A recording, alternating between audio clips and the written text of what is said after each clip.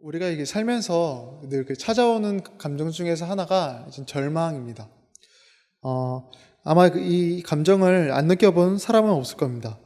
그리고 이거는 이제 우리가 신앙생활을 한다 해도 마찬가지죠.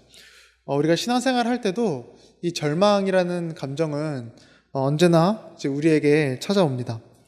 그렇다면 왜 우리는 이제 신앙생활 속에서 이제 절망을 하는지, 그리고 그 절망 속에서 우리는 어떻게 해야 되는지 이제 오늘 이 말씀을 통해서 나눠보려고 합니다. 오늘 본문을 보시면은 사무엘이 이제 절망하는 모습으로 이제 시작합니다. 그런데 이 사무엘이 어느 정도로 지금 절망을 하고 있냐면 1절 말씀을 다시 보시면은 이렇게 되어 있습니다. 빨간색 부분만 보시면은 하나님께서 사무엘에게 말씀하시는 건데요. 내가 그를 위하여 언제까지 슬퍼하겠느냐, 이렇게 사무엘에게 말씀하십니다. 그런데 여기서 이 슬퍼하다라는 이 동사가 이제 원어로 보면 이제 애통하고 통곡이라는 표현입니다. 그러니까 누군가가 죽었을 때, 이제 그럴 때 이제 사용하는 이제 단어인데요. 예를 들어서 창세기에서 이제 야곱에게 이제 12아들이 있었죠. 그 아들 중에서 가장 아끼던 야곱이 이제 요셉이었습니다. 그런데 이 요셉이 이제 형인 10명의 형에게 이제 시샘을 받았죠. 그래서 이 10명의 형들이 요셉을 다른 이방 나라에 팔아버리고, 이제 아버지인 야곱에게 요셉이 이제 죽었다고 그렇게 거짓말을 했습니다. 근데 이 자신이 아끼던 그 아들이 이제 죽고 나서 이 야곱이 어떠한 반응을 보였냐면 이제 이런 반응을 보입니다. 창세기 37장 말씀을 보시면은 제가 읽겠습니다. 자기 옷을 찢고 굵은 배로 허리를 묶고 오래도록 그의 아들을 위하여 애통하니, 이렇게 되어 있는데, 여기서 이 애통하다라는 단어가 이제 오늘 본문에서 하나님께서 그 사무엘에게 언제까지 슬퍼하겠냐 할 때 그 슬퍼하다는 단어와 이제 똑같은 단어입니다. 그러니 이 사무엘은 지금 절망에 빠져 있는데, 어느 정도의 절망이냐면 죽을 정도의 절망, 굉장히 슬픔과 어려움이 가득한, 좌절감이 가득한 이제 그러한 절망 속에 빠져 있는 겁니다. 그렇다면 이 선지자 사무엘이 도대체 왜 이러한 절망에 빠져 있는 거냐면, 오늘 보면 1절을 다시 생각해 보시면 사울 때문에 이러한 절망에 빠졌다, 이제 하나님께서 이렇게 말씀하십니다. 사울 때문에 절망에 빠지고 슬픔에 빠진 건데, 도대체 사울 때문에 도대체 사무엘이 이렇게 슬픔과 절망이 생긴 걸까요? 그것은 바로 사무엘이 사울 왕에게 어떠한 기대를 이제 걸었기 때문에 이제 절망한 걸로 보입니다. 우리가 좀 사울이 왕이 되는 과정을 다시 한번 좀 이렇게 되짚어 보면은, 우선 이 사무엘상 8장을 보시면 8장에서 이스라엘 백성들이 사무엘에게 왕을 요구합니다. 우리에게도 저 이방 나라와 같은 왕을 주십시오, 이제 이렇게 요구하죠. 그런데 이 사무엘은 그 이스라엘 백성들의 요구를 별로 이렇게 좋지 않게 여겼습니다. 나쁘게 여긴 것이죠. 그래서 그 요구를 듣고 사무엘이 어떻게 하냐면은 이제 이렇게 합니다. 8장 6절 말씀 보시면은 제가 읽겠습니다. 우리에게 왕을 주어 우리를 다스리게 하라 했을 때 사무엘이 그것을 기뻐하지 아니하여 여호와께 기도하매, 이렇게 되어 있습니다. 이같이 사무엘은 그 이스라엘 백성들의 요구를 별로 좋지 않게 여겨서 어떻게 하냐면 하나님께 기도하기 시작합니다. 그래서 하나님은 처음에 사무엘에게 그 백성들에게 경고를 줘라, 이제 이렇게 말씀하죠. 그래서 사무엘이 이제 백성들에게 경고를 줍니다. 이제 그러면 안 된다. 너희들이 원하는 왕은 너희들이 생각하는 만큼 그렇게 좋은 왕이 아니다. 그리고 너희들이 왕을 요구하는 것은 지금 하나님을 버리는 이제 그런 행위다. 이제 이러한 경고를 주는데, 이제 끝까지 이 이스라엘 백성들은 아니다, 우리에게 왕을 달라, 이렇게 끝까지 고집을 부립니다. 그런데 이렇게 끝까지 고집을 부리자 이제 하나님께서는 이제 8장 마지막 부분에 이제 이렇게 말씀하십니다. 우리 이 부분 같이 한번 읽어볼까요? 한번 같이 읽겠습니다. 여호와께서 사무엘에게 이르시되 그들의 말을 들어 왕을 세우라 하시니. 조금 이상한 반응이죠. 이스라엘 백성들이 분명히 왕을 요구한 것은 죄였습니다. 하나님을 버리는 행위다, 이제 이렇게 말씀했습니다. 그런데 하나님은 이스라엘 백성들에게 왕을 줘라, 이제 이렇게 말씀하십니다. 이스라엘 백성들을 혼내고 꾸지르고 벌을 줘야지, 그래야지 우리 생각이 좀 맞아 보이는데 하나님께서는 그렇게 하지 않으시고 이스라엘 백성들에게 왕을 주라고 그렇게 말씀하십니다. 그런데 사무엘은 이제 이러한 하나님의 말씀에 순종합니다. 그런데 이제 9장으로 넘어가 보면은 이제 하나님께서 이제 사무엘에게 내가 어떤 사람을 이제 왕으로 삼을지 이제 그걸 말씀하시는 장면이 나오는데 이제 그게 이제 9장 16절 말씀입니다. 제가 읽겠습니다. 내일 이맘때 내가 베냐민 땅에서 한 사람을 내게로 보내리니, 여기서 한 사람이 이제 사울을 말하는 것이죠. 너는 그에게 기름을 부어 내 백성 이스라엘의 지도자로 삼으라. 그가 내 백성을 블레셋 사람들의 손에서 구원하리라. 내 백성이 부르짖음이 내게 상달되었으므로 내가 그들을 돌봐노라 하셨더니, 이렇게 말씀을 하고 이어서 사무엘이 밖으로 나가니까 사울을 만나게 됩니다. 그러니까 하나님은 이 사울을 통하여서 내가 이 이스라엘 백성들을 구하겠다, 이렇게 말씀하시는 것이죠. 그러니 이 사무엘 입장에서도 한편으로 이해가 됐을 겁니다. 이스라엘 백성들이 그 왕을 달라는 요구는 악하고 그 요구는 못된 것이지만 하나님께서 그 악한 요구를 통하여서 왕을 세움을 통해서 하나님께서 선한 계획을 갖고 계시는구나, 이제 이런 생각을, 이런 확신이 있었을 겁니다. 그러니까 사무엘은 그 사울이라는 사람을 통하여서 이스라엘이 회복될 것을 기대한 것이죠. 게다가 이 사울 왕은 이제 그야말로 겉보기에 아주 완벽한 이제 그런 왕이었습니다.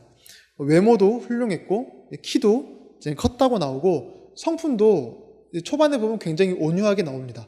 그리고 또 이 사울은 또 집안 자체도 굉장히 좋은 집안입니다. 그러니 이제 왕이 되기에 이보다 적합한 인물은 없습니다. 또한 이제 초기에 사울이 이제 행한 그 업적을 보면은 아주 굉장한 업적을 또 초기에 이뤄냅니다.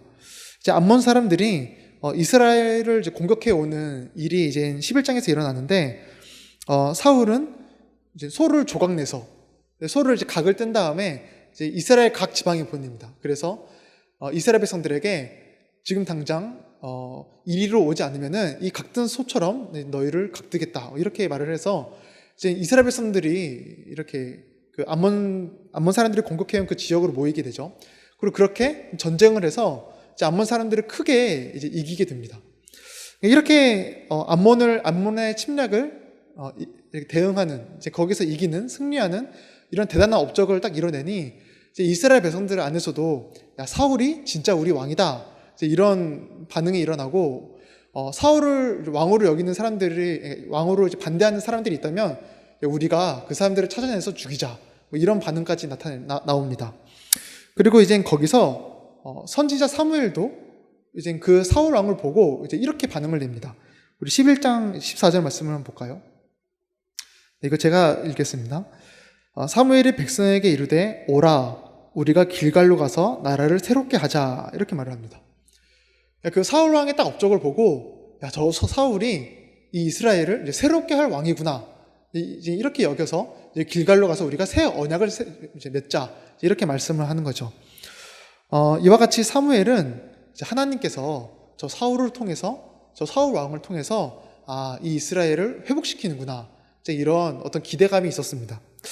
그런데 이제 예상과는 달리 사울 왕은 이제 초기에 이 대단한 모습들은 이제 다 사라지고 이제 하나님께 불순종하는 그러한 이제 일을 행하게 되죠. 그래서 이제 블레셋과의 전투 중에서 자기 마음대로 하나님께 제사를 이제 드리는 죄를 범하고, 또 한창 전쟁 중인 이스라엘 백성들에게 이제 금식을 선포하는, 좀 알 수 없는, 이해가 안 되는 그런 불순종을 행하게 됩니다. 하지만 하나님은 이제 사무엘상 15장을 보시면 한 번 더 그 사울 왕에게 기회를 줘서 아말렉 사람들을 공격할 그 기회를 줍니다. 그런데 이제 아말렉 사람들을 공격하라는 이 명령은 단순하게 이제 그들을 공격해서 이겨라, 이제 이런 게 아니라 그들을 온전히 진멸하고 그들의 소유도 모두 이제 없애라, 이제 이렇게 명령을 하죠. 이렇게 다시 기회를 줬는데 사울 왕은 또 여기서 하나님께 불순종해서 그 아말렉의 왕을 살려두고, 그리고 아말렉의 그 소유물들을 또 자신들이 취하게 됩니다. 이렇게 사울 왕은 또다시 하나님께 불순종하는 이제 그런 악행을 저지르죠. 그렇게 이제 하나님은 사울을 버리게 됐고, 그리고 이제 선지자 사무엘도 이제 15장 가장 마지막 말씀, 이제 우리가 읽은 16장 이제 바로 전에 이제 이러한 반응을 보입니다. 우리 15장 35절 말씀만 같이 읽어보겠습니다.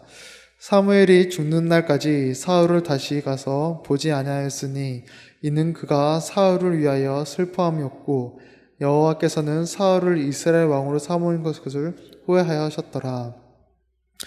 사울에 대한 그 슬픔 때문에, 그 사울에 대한 그 어려운 마음 때문에 이제 더 이상 사울 왕을 보지 않았다, 이렇게 사무엘이 말을 합니다. 그 절망과 실망감이 이루 말할 수 없는 것이죠. 근데 그도 그럴 것이, 이 사무엘은 분명히 이스라엘 백성들이 이제 왕을 달라는 그 악한 요구에 이제 하나님께 기도했습니다.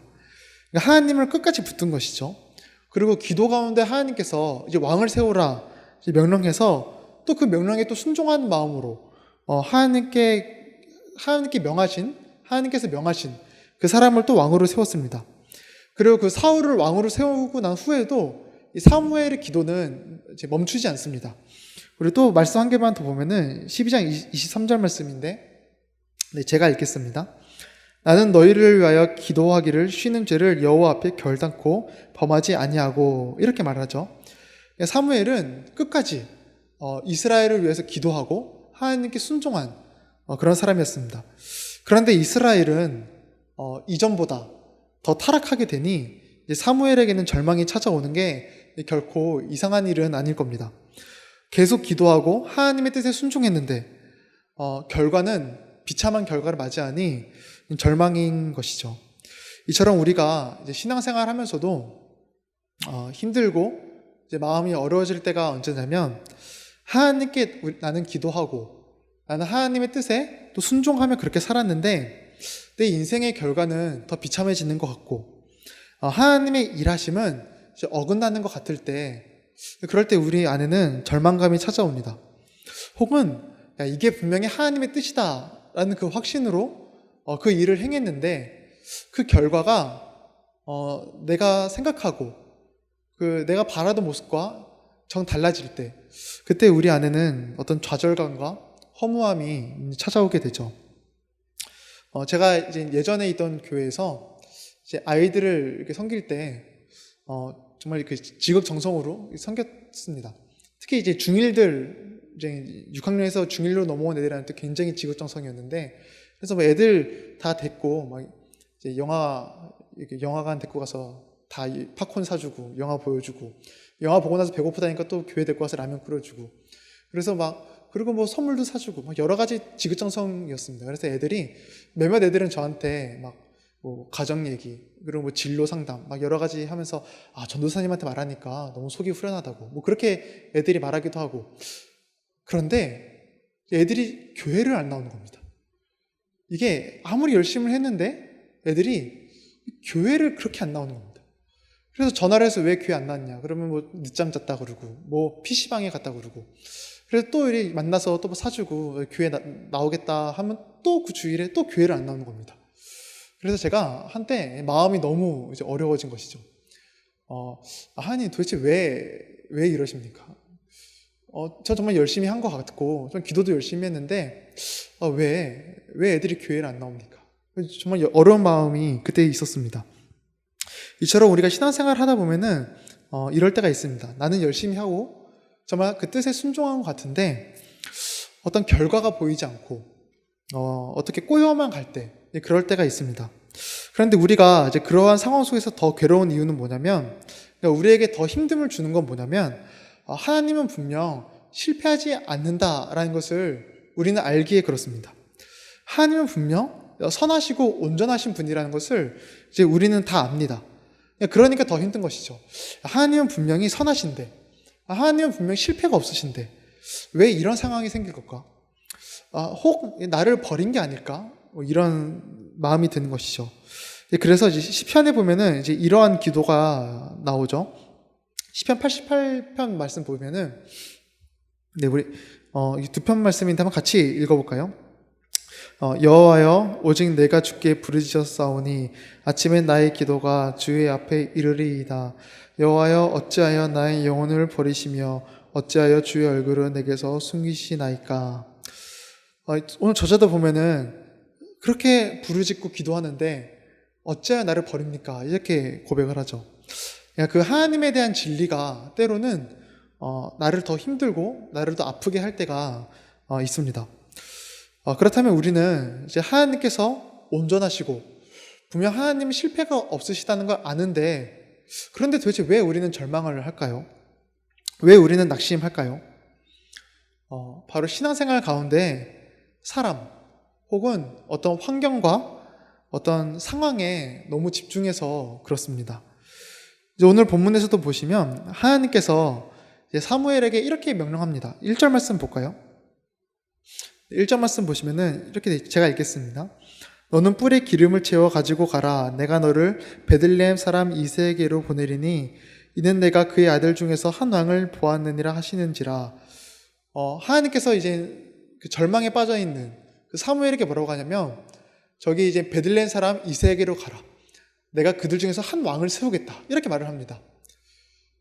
그런데 이어서 2절 말씀을 보면은 사무엘이 반응이 이렇습니다. 우리 이 말씀 한번 같이 읽어보겠습니다. 사무엘이 이르되 내가 어찌 갈 수 있으리까? 지금 사무엘이 사울을 두려워하고 있죠. 사무엘은 지금까지 이 사무엘상을 보면은 단 한 번도 하나님의 말씀에 어떤 토를 달거나 어떤 뭐 반항하거나 어떻게 언쟁을 하거나 그런 적이 한 번도 없습니다. 이스라엘에게 왕을 주라는 그 알 수 없는 하나님의 명령에도 꿋꿋이 순종하고, 그리고 어려운 상황 속에서도 꿋꿋이 기도하는 사람이 바로 사무엘입니다. 그런데 오늘 말씀을 보면은 베들레헴에 있는 이새에게로 가라는 그 하나님의 말씀에 사무엘이 주저하고 있습니다. 근데 왜 주저하냐면 사울 때문에, 그 사울이라는 사람에게 집중하게 되니 하나님의 말씀을 따르지 못하는 것이죠. 이처럼 우리는 하나님의 계획은 완벽하고 실수가 없는 걸 알지만 낙심하게 되는 이유는 사람에게 집중해서 그렇습니다. 혹은 나의 어떤 환경과 상황일 수도 있겠죠. 우리는 어떤 그런 것들에 집중하게 되면은 자연스럽게 어떻게 되냐면 실망하게 되고 좌절하게 됩니다.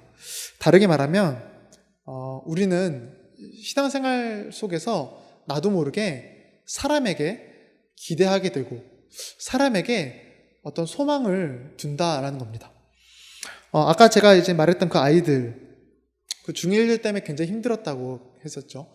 근데 진짜 너무 힘들어서 이제 그때 신학교 한참 다니고 있었는데 새벽 예배 때 나가서 항상 그렇게 이제 그 중1을 생각하면서 하나님께 정말 이렇게 그 애타게 기도했습니다. 그래서 뭐 옆에 있는 형이 석훈아 그렇게 힘드냐고 뭐 이렇게 할 정도로 아침 사주고 그 정도로 열심히 기도했는데, 그래서 그때 항상 기도했던 기도 제목이 그거였습니다. 제가 계속 하나님을 의지하게 해달라고, 계속 하나님을 의지하게 해달라고 기도했는데, 근데 그렇게 기도하던 중에 도대체 하나님을 의지한다는 건 뭘까? 문득 이제 그런 고민이 들더라고요. 그래서 하나님을 의지한다는 것이 무엇인지 그때 그래서 도서관에서 공부도 해보고 교수님께 물어도 보고, 이제 그래서 하나님께 의지한다는 것은 내 모든 기대와 내 모든 소망을 어떤 상황 속에서도 이제 하나님께 두는 거구나. 그런데 제가 아이들 사역하면서 어떤 기대와 소망을 이제 아이들께 두게 되니 이제 그때부터 힘들게 된 거죠. 아니 내가 이렇게 해줬는데 왜 교회를 안 나오지? 분명히 관계는 좋은 것 같은데, 아니 내가 이 아이들한테 이렇게 지극정성이고 기도도 열심히 했는데 이 정도 해줬으면 교회에 나와야 되는 거 아닌가? 라는 어떤 기대감과 어떤 그런 마음을 아이들께 두게 되니 제 안에 좌절감이 찾아온 겁니다. 더 나아가서 그렇게 사람에게 기대를 걸게 되면은 어떻게 되냐면 실망하고 좌절하게 돼서 결국에 어떤 내가 사역을 할 수 있는 어떤 힘과 열정도 이제 잃어버리게 됩니다. 오늘 본문에서도 그렇게 하나님께 순종하던 사무엘도 사울이라는 인물에 초점을 맞추고 집중하게 되니 더 이상 하나님의 일을 감당하지 못했던 것과 같습니다. 우리는 신앙생활 속에서 늘 이것을 조심해야 됩니다. 사람에게 기대를 걸고 사람에게 어떤 만족을 찾으려 하면 안 됩니다. 그게 나의 은인이라 할지라도, 그게 나의 어떤 가족이라 할지라도, 그게 어떤 교회에서 아주 믿음직하고 아주 신실해 보이는 사람이라 할지라도 우리는 사람에게 기대를 걸게 되면 자연스럽게 실망과 좌절이 찾아오게 됩니다.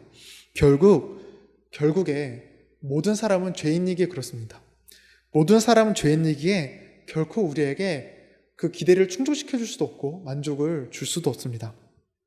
그러니 우리는 언제나 어떤 상황에서나 나의 기대와 나의 모든 소망과 마음을 늘 하나님께 둬야 됩니다. 그래야 절망이 사라지게 됩니다. 그래서 다시 말씀드리지만 하나님을 의지한다라는 것은 하나님께만 내 모든 기대와 소망을 두는 겁니다. 그래서 제가 그때 한창 이제 묵상하던 말씀이 이 시편 146편 말씀인데요.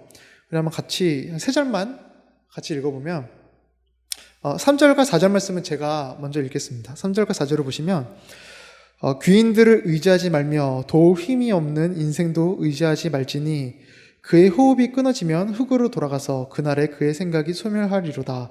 그러니까 귀인들과 어떤 도울 힘이 없는 그런 인생, 어떤 상황들, 그런 걸 의지하지 말아라. 그런 결국에 허무한 거다, 없어질 거다, 이렇게 말을 하면서 5절에 뭐라고 하냐면 이렇게 말을 합니다. 우리 5절 말씀은 같이 읽겠습니다.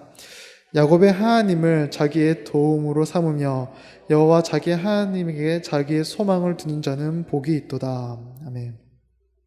우리는 신앙생활 속에서 어떤 계획이 실패하고 일이 뜻대로 진행되지 않을 때, 흔들릴 때, 무언가 어긋날 때 그때 우리는 하나님께 흔들리지 않고 그 하나님께 모든 기대를 걸고 나의 소망을 둬야 됩니다. 왜냐하면 하나님은 절망 속에서도 좌절 속에서도 쉬지 않으시고 끝까지 일하시는 분이시기에 그렇습니다. 오늘 본문에서도 이 절망에 빠져있는 사무엘에게 하나님은 바로 이어서 내가 새로운 왕을 뽑겠다 이렇게 말씀하십니다. 그러니까 사무엘에게는 실패처럼 보이는 그 상황 속에서, 끝나 보이는 그 상황 속에서 하나님은 새로운 왕을 통해 자신의 일을 이제 행할 것임을 드러내는 것이죠. 그러니까 사무엘이 보기에 실패처럼 보여도 하나님께서는 실패가 아니라 그 하나님의 나라를 위한 하나의 과정뿐이라는 겁니다. 이러한 믿음으로 우리의 기대와 소망을 하나님께 둔다면 우리는 이제 낙심치 않을 수 있죠. 지금 일어나는 어려운 상황은, 어려운 환경은 하나님 앞에서 실패가 아니라 그 하나님의 나라를 위한 하나의 이제 과정이기에 그렇습니다. 그리고 그 증거가 바로 이제 예수 그리스도시죠. 예수님께서는 십자가에 달리실 때 그 반응은 실패였습니다. 실패. 그러니 모든 제자들이 떠나고 이제 베드로는 예수님을 부인했죠. 내가 끝까지 예수님을 따르겠습니다 라고 고백한 그 제자들, 예수님께 십자가에 달리자마자 모두 이제 자기 집으로, 고향으로 떠나버리고, 그리고 예수님께서 내가 부활한 다음에 내가 갈릴리로 가겠다 이렇게 말을 했는데 예수님의 그 시체가 없어졌다라는 그 소식을 듣고도 그 제자들은 갈릴리로 가지 않았습니다. 끝까지 그냥 자기 집에 있습니다. 실패로 여긴 것이죠. 그러니까 제자들 입장에서는 자신들이 따르던 스승은 실패자였습니다. 그러나 예수님은 그 상황 속에서 부활하시어 실패가 아님을 세상에 친히 드러내셨죠. 세상은 실패라 볼지라도 예수님께는 실패가 아닌 그 하나님 나라를 위한 하나의 과정임을 십자가를 통하여서 드러내신 겁니다. 그래서 우리가 예수님을 믿는다라는 것은 이제부터 나의 세상적인 기대와 어떤 세상적인 소망, 이제 그런 것들을 다 버리고 그 기대와 소망을 십자가에 못 박고 이전과는 달리 오직 주님께만 내 기대와 이제 소망을 건다라는 이제 의미가 바로 예수님을 믿는다라는 겁니다. 이 말씀이 이 갈라디아서 2장 20절 말씀이죠. 우리 이 갈라디아서 말씀 같이 고백해 볼까요? 같이 고백하겠습니다. 내가 그리스도와 함께 십자가에 못 박혔나니 그런즉 이제는 내가 사는 것이 아니요 오직 내 안에 그리스도께서 사시는 것이라. 이제 내가 육체 가운데 사는 것은 나를 사랑하사 나를 위하여 자기 자신을 버리신 하나님의 아들을 믿는 믿음 안에서 사는 것이라. 아멘. 우리 성도인들은 지금 기대와 소망을 어디에 두고 계신가요? 어떤 사람에게 기대를 걸고 계시거나 혹 어떤 상황이나 환경에 기대와 소망을 걸고 계신다면 우리에게는 절망이 찾아오고 좌절이 찾아올 거고 시련이 찾아올 겁니다. 그러니 모든 기대와 소망을 오직 하나님께 두시기 바랍니다. 절망 속에서, 시련 속에서 힘들고 어렵지만 그 모든 과정을 통해 하나님의 나라를 만들어 가실 그 주님께만 모든 기대와 소망을 두시기 바랍니다. 그때 우리는 절망의 상황 속에서 절망이 아닌 희망의 삶을 이제 맛볼 수 있는 것이죠. 그래서 저도 늘 이제 그러한 마음으로 사역하려고 기도하고 노력합니다. 아무리 신앙이 좋아 보이는 아이라 할지라도 사람에게 기대를 거는 순간 힘들어지고 제 안에 좌절이 찾아온다는 것을 알기 때문에 그래서 그 아이를 통해 일하실 하나님을 기대하려고 하지 어떤 아이에게 혹은 어떤 사람에게 기대를 하려 하지 않습니다. 그러면 그렇다면 이제 아무리 저를 힘들게 하는 그런 아이가 나타난다 할지라도 하나님께서 일하시겠지. 지금은 아니라도 하나님의 이제 과정이겠지라는 믿음과 소망으로 사역을 감당하려고 하고 있습니다. 우리 성도님들도 세상과 같이 사람에게 기대를 거는 것이 아니라 한결같이 하나님께, 나를 구원하신 그리스도께 모든 기대와 또 소망을 거시기를 주님의 이름으로 축복합니다. 같이 기도하겠습니다.